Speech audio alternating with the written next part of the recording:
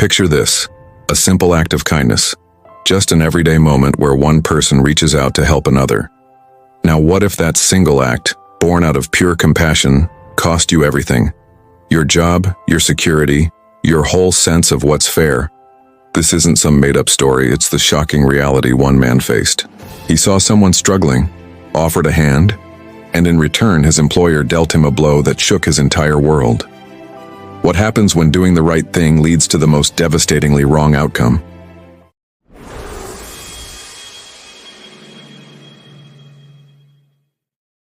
In the heart of a bustling city, one that rarely seemed to sleep, amidst the constant ringing of phones, the clatter of keyboards, and the low hum of never-ending business, worked a man named Mark Samson.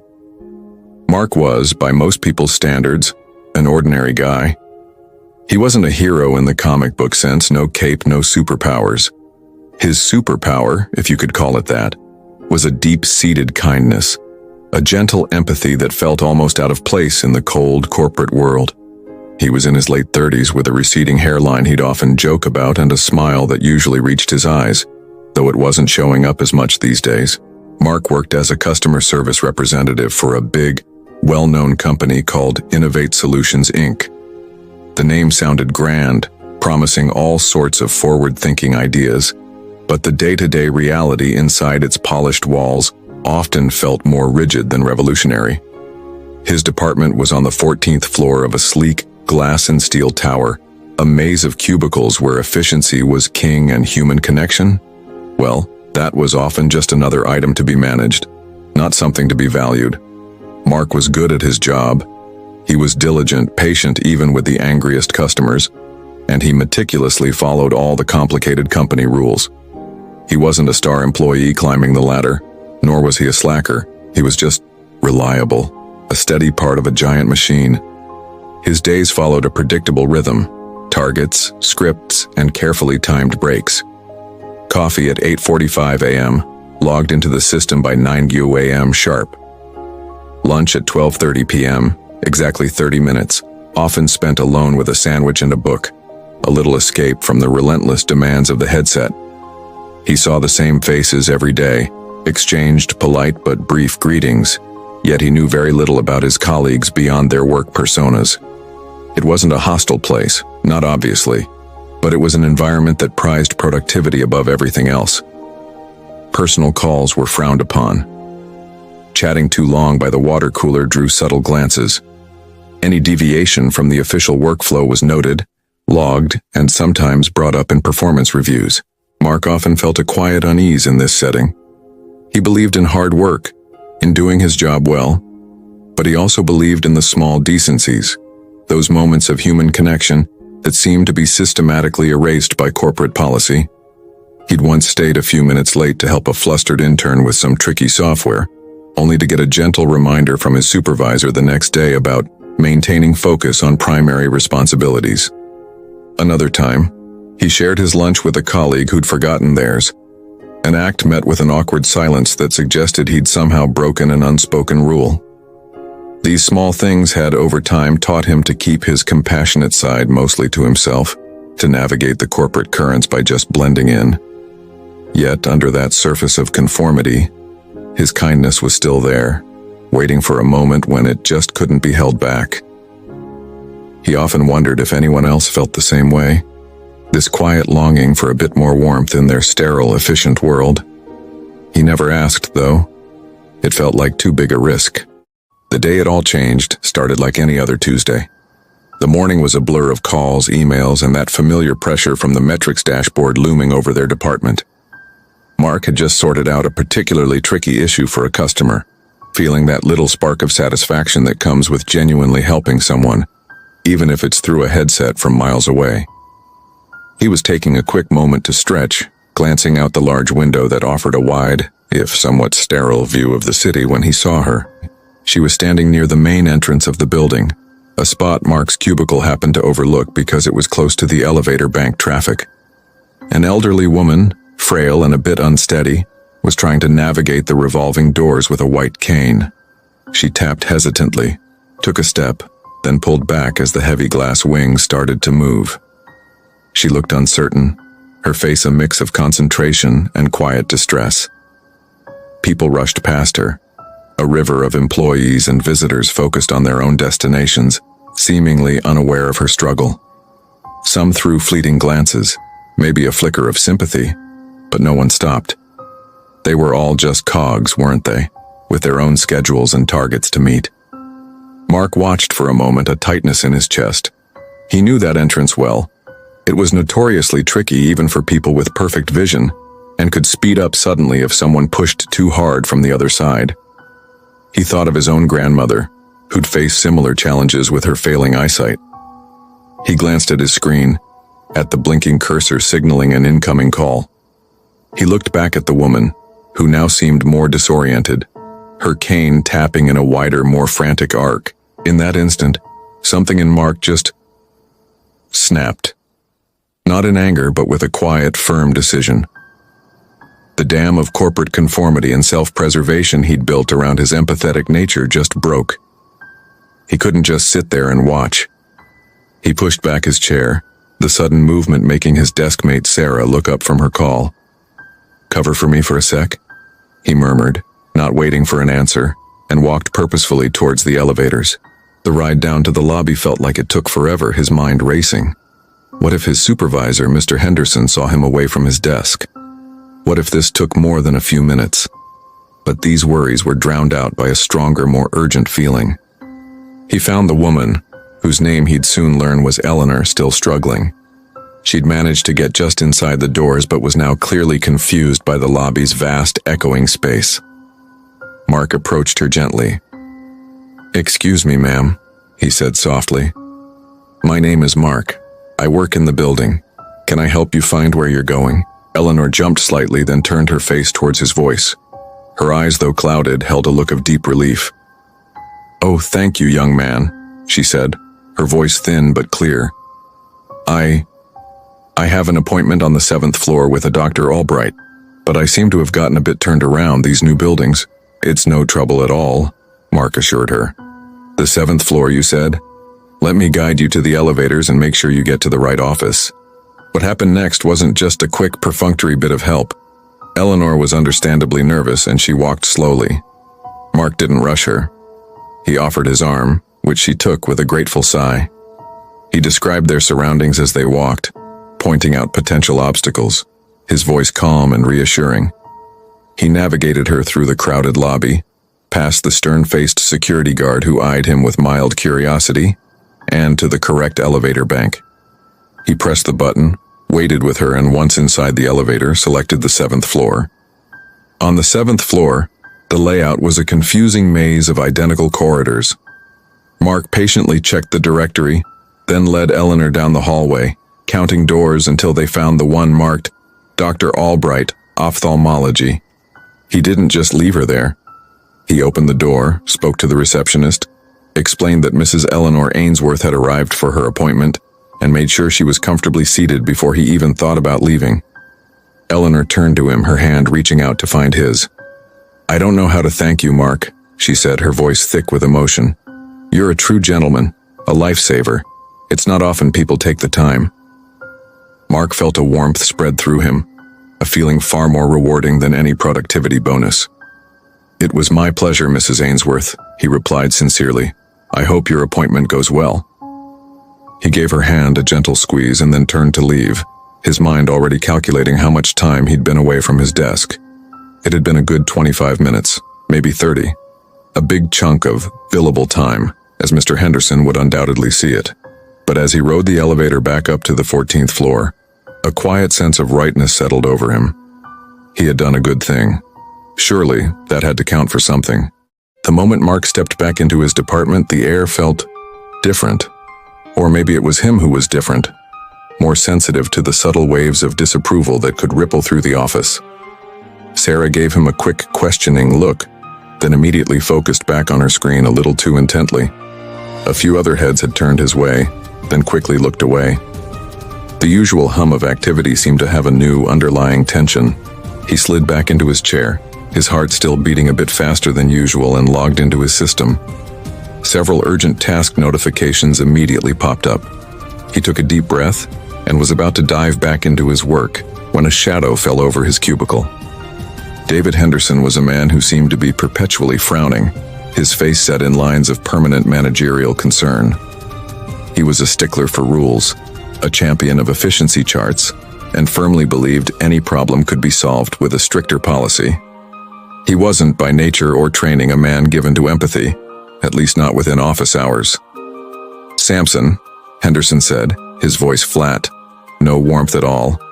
"My office. Now." Mark's stomach clenched. This was it. He'd known there might be consequences, but how quickly and sharply Henderson summoned him sent a chill down his spine. He got up and followed his supervisor down the corridor to the small, glass-walled office Henderson occupied, a space that always felt more like an interrogation room than a manager's office. Henderson gestured curtly to the uncomfortable visitor's chair and then settled into his own imposing leather seat. He steepled his fingers, his eyes fixed on Mark. The silence stretched for an uncomfortably long moment. "Care to explain your unauthorized absence from your workstation for the past 32 minutes, Samson?" Henderson began, his tone clipped, accusatory. Mark swallowed, trying to keep his voice steady. "Yes, Mr. Henderson, I was helping a visitor in the lobby, an elderly woman, Mrs. Ainsworth. She's blind, and she was having a lot of trouble navigating the entrance and finding her way to an appointment on the 7th floor." Henderson raised an eyebrow, clearly unimpressed. "Assisting a visitor? Is that part of your job description, Samson? Are you now part of building security or guest relations?" "No, sir, but she was clearly struggling," Mark explained, feeling a flush of frustration. "No one else was helping her. I felt it was the right thing to do." "The right thing to do," Henderson repeated, a hint of sarcasm in his voice. "And while you were busy doing the right thing, who was handling your responsibilities? Who was answering the calls that came into your queue? Who was addressing the customer issues that are, in fact, part of your job description?" He gestured towards a printout on his desk, probably a report detailing Mark's inactivity. "I understand that, sir," Mark said, "but it felt like an exceptional circumstance. It was a matter of basic human decency. She could have fallen, or gotten completely lost." Henderson leaned forward. "Mr. Samson, this company operates on principles of efficiency, accountability, and clearly defined roles. Your role is to be at your desk, servicing our clients. Every minute you spend on activities outside of that role is a minute stolen from the company. It's essentially time theft." Time theft. The phrase just hung there, ugly and accusatory. Mark felt a surge of indignation. Time theft? I was helping someone in need, someone who could have been any of our mothers or grandmothers. "Your personal feelings about the situation are irrelevant," Henderson stated flatly. "We have procedures. We have security personnel in the lobby whose job it is to assist visitors. If you felt there was an issue, the correct protocol would have been to alert building security or your immediate supervisor, not to abandon your post." "With all due respect, Mr. Henderson," Mark countered, his voice rising slightly despite his efforts to stay calm. "By the time I could have gone through those channels, Mrs. Ainsworth might still be struggling, or worse. It needed immediate, direct action." "And your direct action has created a number of problems," Henderson continued, ignoring Mark's point. "Firstly, the disruption to your workflow and the team's. Secondly, the precedent it sets. What if every employee decided to take 30 minutes off to perform random acts of kindness, as you so generously put it? We'd have chaos. Thirdly, and this is very important, Mr. Samson, there are liability issues. What if, in your attempt to help, the visitor had tripped or injured herself while under your escort? The company could be held liable. You are not trained for such assistance." Mark stared at him, momentarily speechless. Liability, precedent, workflow disruption. These were the cold, hard facts his act of compassion was being measured against. The human element, Eleanor's distress, her gratitude, seemed to have no place in this equation. "I understand your concerns about policy, sir," Mark said slowly, choosing his words carefully. "But I find it hard to believe that an act of simple kindness could be viewed so negatively." Henderson sighed, a sound of strained patience. "Look, Samson, I'm not saying you're a bad person. Your intentions may have been noble in your own view. But this is a place of business. We have rules for a reason. Rules that ensure fairness, productivity, and protect the company's interests. Your actions, however well-intentioned, were a clear violation of those rules. He picked up a form from his desk. I'm going to issue you a formal written warning. This will go into your employee file. It will state clearly that you were away from your duties without authorization, and that any further such deviations will result in more severe disciplinary action, up to and including termination of employment. A written warning. Mark felt a knot of ice form in his stomach. He'd never received so much as a verbal telling off in all his years at the company. The thought of this black mark on his record, for something he still believed was fundamentally right, was a bitter pill to swallow. Mr. Henderson, Mark began, a hint of appeal in his voice. Isn't there any room for discretion here? For understanding the context? The context is that you abandoned your post, Henderson said, his voice firm, leaving no room for argument. Sign this, acknowledging you've received the warning and understand its implications. He pushed the form and a pen across the desk.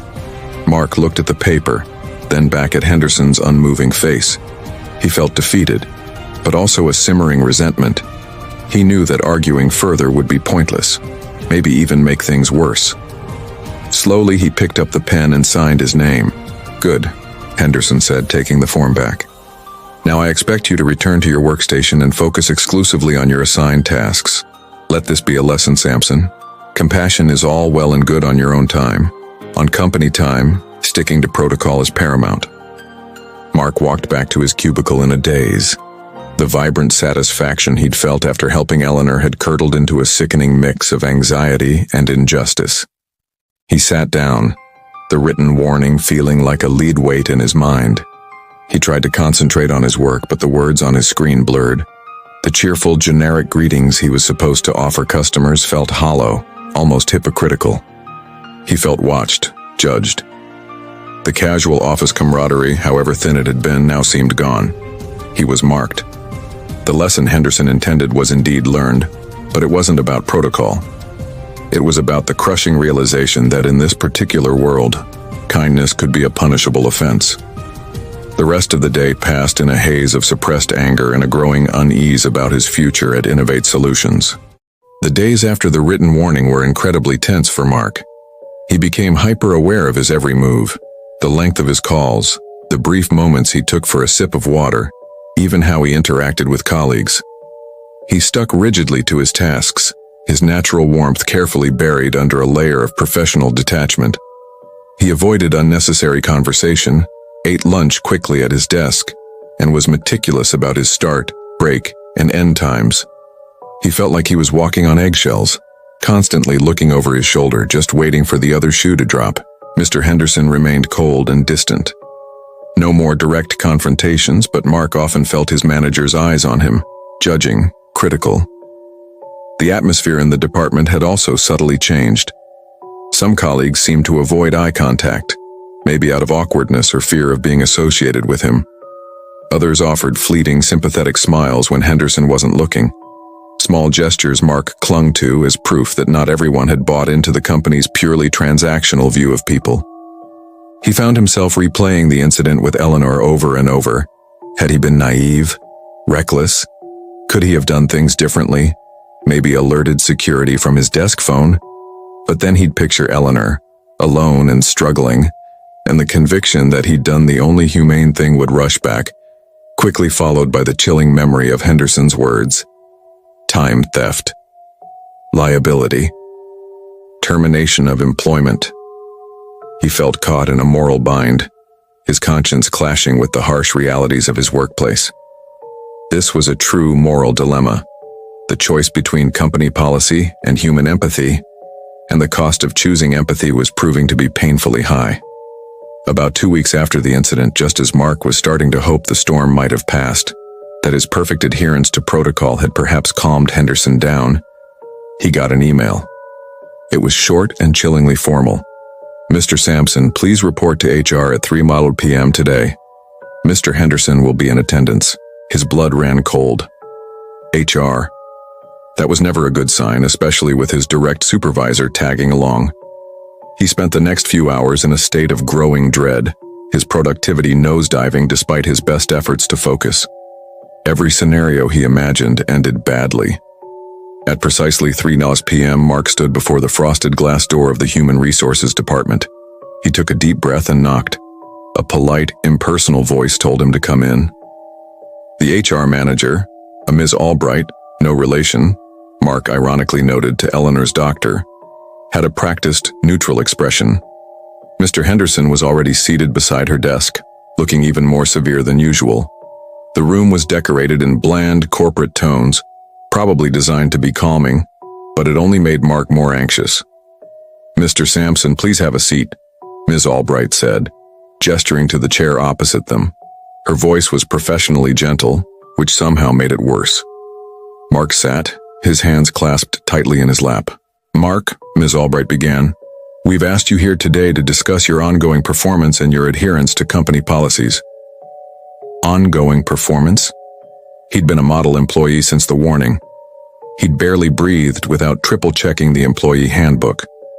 "As you know," she continued, "you recently received a formal written warning regarding an unauthorized absence from your workstation and a failure to follow established company protocols." She consulted a file on her desk. His file. "Yes," Mark acknowledged, his voice barely a whisper. Mr. Henderson then spoke, his voice hard. "Despite that warning, Mark, it has become clear that your priorities are not fully aligned with the company's operational requirements and its core values of efficiency and accountability." Mark frowned in confusion. "I don't understand. I've done everything according to policy since that day. I've met all my targets." Ms. Albright gave a small, almost imperceptible sigh. "Mark, the issue isn't just about one specific incident, but about a broader pattern of judgment. The incident with the visitor, while addressed with a warning, highlighted a concerning willingness to deviate from standard operating procedures. Management needs to be confident that all employees will consistently prioritize their designated responsibilities and adhere to company guidelines without exception, especially those concerning time management and unauthorized activities." Mark felt a growing sense of disbelief. This felt like a setup, a carefully constructed story to justify an outcome they'd already decided on. "Are you saying, because I helped someone, that I'm now considered unreliable?" "It's about ensuring a focused and productive work environment for everyone, Mark," Ms. Albright said, her tone still maddeningly calm. "The company needs to ensure that employee actions do not inadvertently create operational inefficiencies or potential liabilities. The initial incident, even if an isolated act of, as you termed it, kindness, demonstrated a significant lapse in judgment regarding professional responsibilities and workplace protocols." The word, kindness, was said as if it were a dirty word. Henderson leaned forward. "Frankly, Samson, your actions, though you may have seen them as well-intentioned, have created a ripple effect. There's been chatter. Some employees are questioning policies, wondering if they too can take personal time for such activities.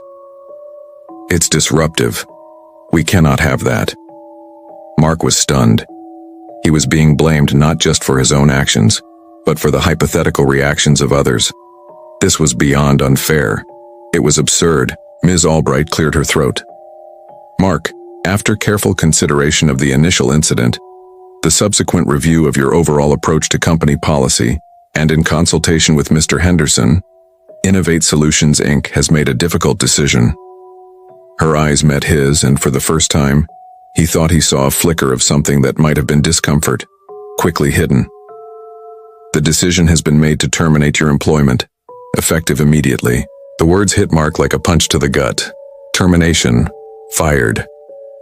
He stared at her, then at Henderson, searching their faces for any sign that this was all a monstrous mistake, a cruel joke.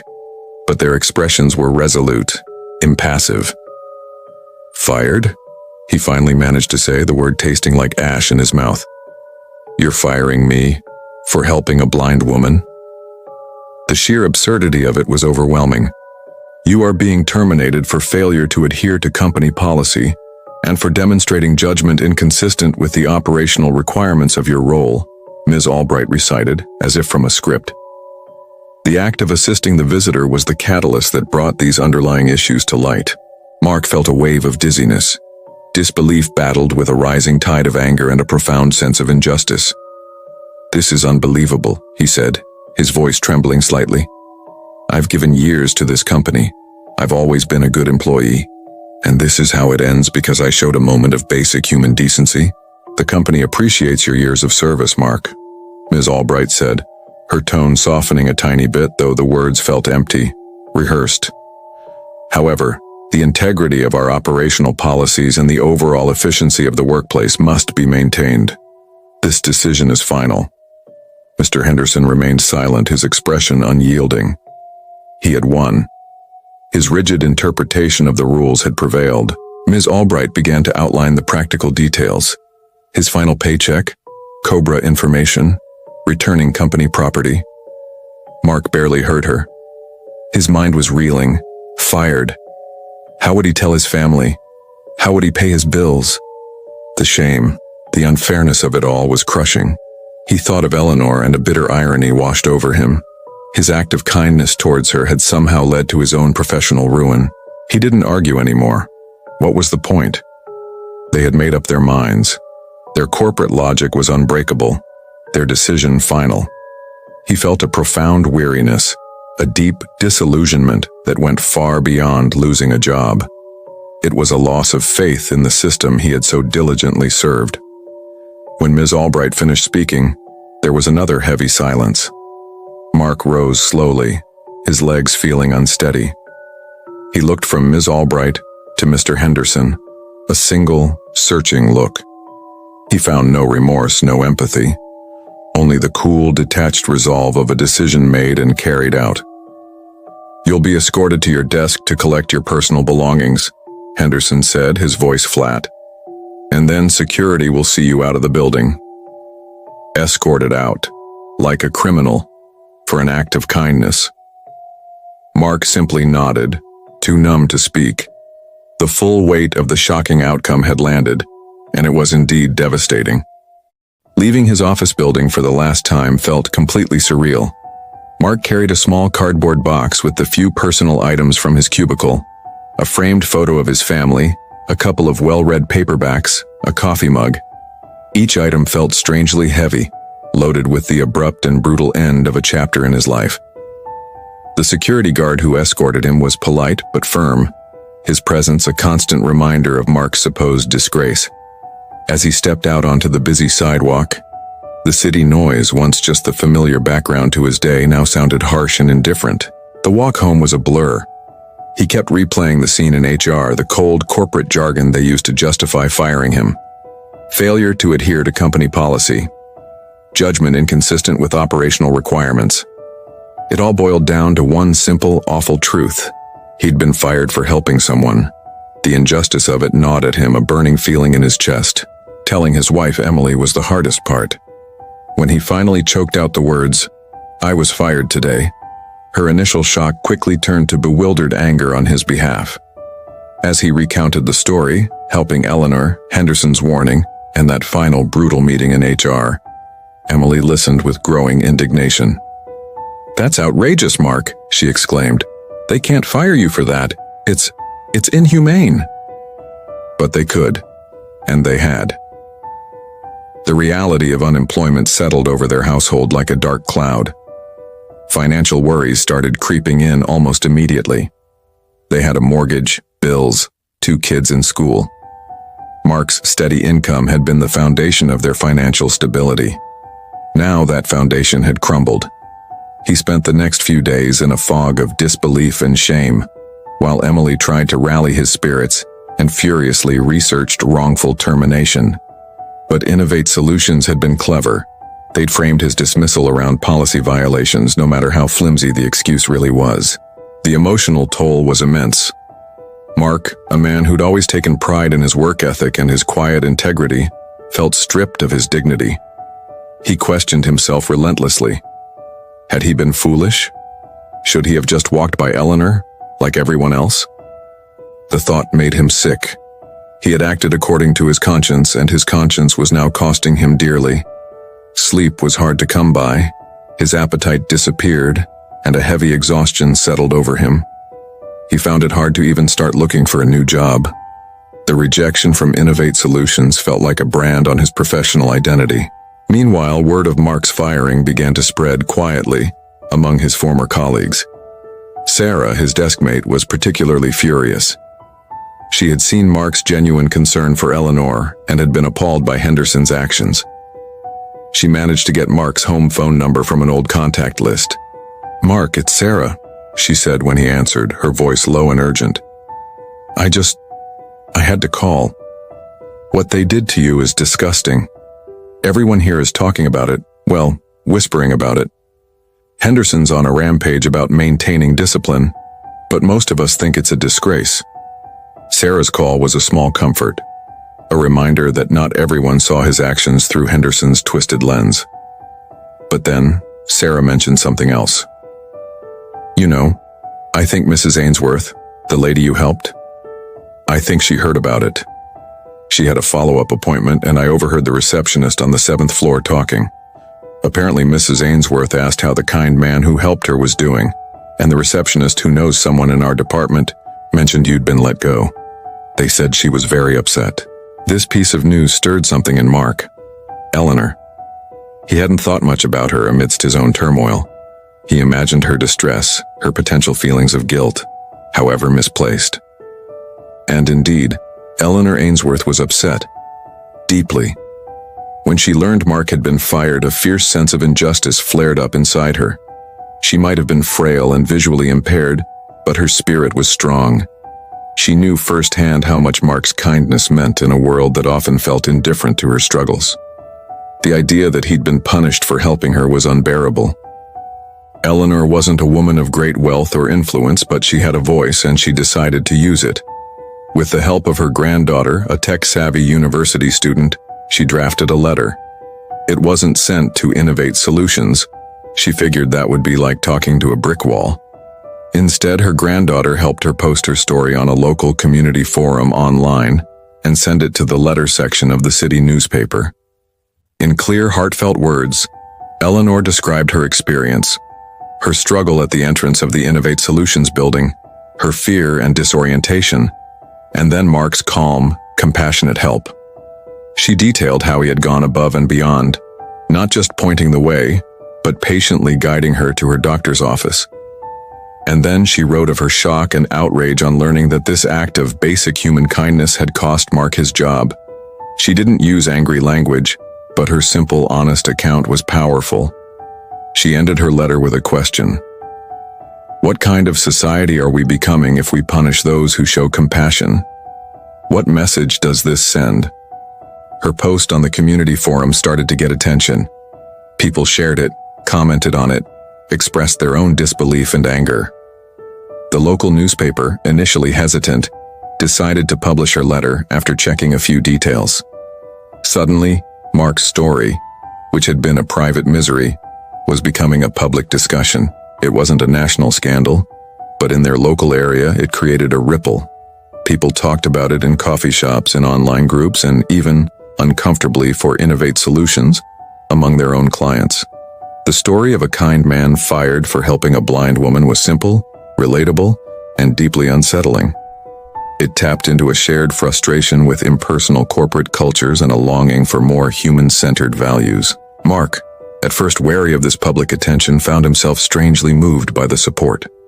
Strangers were defending him, validating his actions. It didn't pay the bills, but it began to mend some of the damage to his spirit. He realized his act and its consequences had struck a chord. It was proof that people still valued kindness, even if some corporations didn't. Mark's story is a stark reminder of how complicated our world can be, where good deeds can have unexpected and painful consequences. What do you think about this situation? Do you believe Innovate Solutions was justified, strictly following policy? Or do you feel a profound injustice was done to Mark? Have you ever seen or experienced a situation where kindness was met with negativity, or where rigid rules clashed so dramatically with basic human decency? Share your thoughts and experiences in the comments below. These stories, these discussions, they're important. They help us think about the kind of workplaces and communities we want to create. And if you believe in the power of stories to make us think, to challenge our assumptions and to highlight the everyday struggles and triumphs of the human spirit, please consider subscribing for more narratives that matter. The public outcry didn't get Mark his job back at Innovate Solutions. The company issued a brief statement about respecting employee privacy while repeating its commitment to its operational policies. But it did have an impact. Innovate Solutions faced a period of uncomfortable local attention. Rumors even circulated about some clients questioning their ties with a company seen as heartless. Internally, while Mr. Henderson stayed in his position, the story fueled quiet discussions among employees about their workplace culture and the need for more empathy. There was no grand, sweeping change, no public apology, but the ripple effect of Mark's story, amplified by Eleanor's brave letter, was undeniable. For Mark, the journey forward wasn't easy. He faced several tough months of unemployment, and the financial strain really tested his family's resilience. However, that unexpected wave of community support had a profound effect on him. It helped him shake off the shame and self-doubt that had initially consumed him. He began to see that his actions, while costing him his job, had also revealed a wellspring of solidarity he hadn't known existed. Eventually, Mark found a new job. It was with a smaller, local nonprofit organization focused on community outreach and support services. The pay was less than at Innovate Solutions, but the environment was completely different. Here, compassion wasn't a problem. It was a core value. His natural kindness, his willingness to go the extra mile for people, wasn't just tolerated. It was actively encouraged and celebrated. He found a sense of purpose that had been missing in his old role. A feeling that his work truly mattered in a way that went beyond just metrics and profit margins. He never saw Eleanor Ainsworth again, but he often thought of her. He learned that her letter had not only helped him but had also sparked a local conversation about accessibility and support for people with disabilities in public and corporate spaces. Some businesses even reviewed their own customer assistance rules as a result. Mark's story doesn't have a fairy tale ending where the bad guys are dramatically punished and the hero gets a huge reward. It's a more nuanced reflection of real life. It's a powerful reminder that doing the right thing can sometimes come at a significant personal cost. It highlights the courage it takes to act on your empathy in systems that might not value it, and the tough choices people face when personal integrity clashes with rigid rules. But it also points to a more hopeful message. Acts of kindness, even small ones, have power. They can inspire others, they can spark conversations, and they can, in their own way, help nudge the world, slowly but surely, towards being a more compassionate place. Mark lost a job, but he kept his integrity and, in the process, discovered a deeper sense of community and purpose. His story, born from a simple act of helping a blind woman, ultimately became a testament to the enduring strength of the human spirit and the undeniable value of kindness, no matter the immediate fallout.